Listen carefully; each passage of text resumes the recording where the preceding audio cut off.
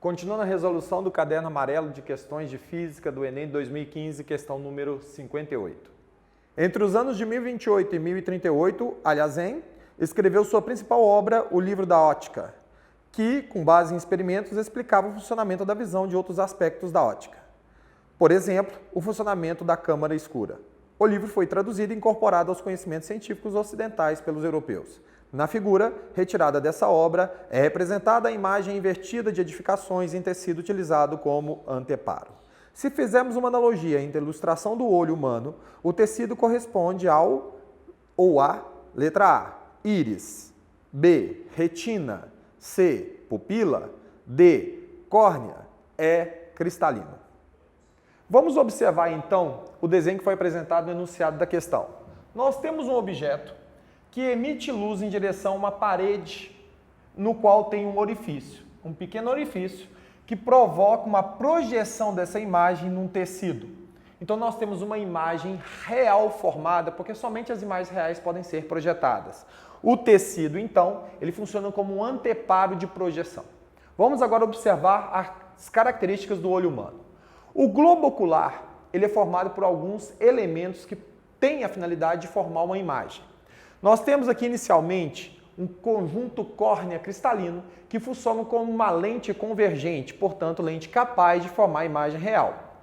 Nós temos aqui um pequeno orifício que é conhecido como pupila e ao seu redor nós temos um componente chamado íris. A íris controla e regula o tamanho da pupila para controlar a entrada de luz.